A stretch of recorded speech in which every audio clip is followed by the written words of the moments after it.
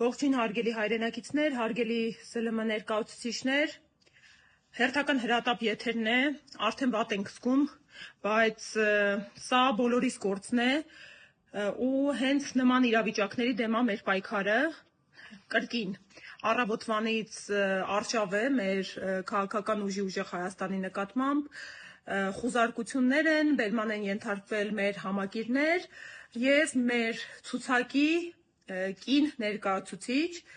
սա բավականին մտահոգիչ է, որ թիրախավորվում են կանայք, բայց մենք արդեն ցույց ենք տվել ու հայ ժողովուրդն է ցույց տվել, որ յուրաքանչյուր մեկ անձի, երբ փորձում եք մեկուսացնել հայրենիքի համար պայքարի ճանապարհից, փոխարենը 10 հոգի համալրում է մեր շարքերը։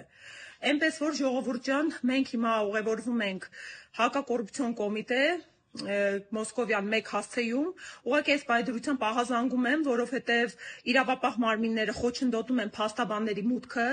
մեր համակիրները, գործընկերներս բերման են ենթարկվել և թույլ չեն տալիս մարդկանց պաշտպանության իրավունքի իրացումը, կարծում եմ տրամաբանական ու հասկանալի է պատճառը, խնդրում եմ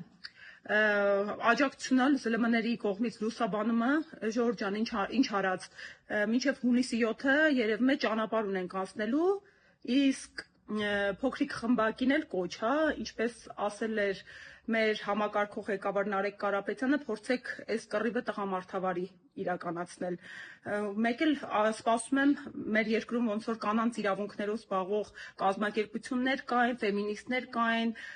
մարդիկ կային, ովքեր իրավունքի համար կռիվ էին տալիս։ Հիմա երկուստ եք, ՀԿ-ների տեսանկյունից, համ ընտրական իրավունքի, ընտրական գործընթացի հավասարության սկզբունքն է բացահայտ խախտվում, սրանք միջամտություններ են ու մեր քաղաքական ուժի համար բոլոր անհավասար պայմաններն է ստեղծվում։ Երկրորդն էլ կանանց իրավունքների տեսանկյուններից, արդյոք նորմալ է, որ կնոջը թիրախավորում են հենց սեռով պայմանավորված և փորձում են ընկճել պայքարից, ասելով գնա կոպիտ ասած խոհանոց գործ արա։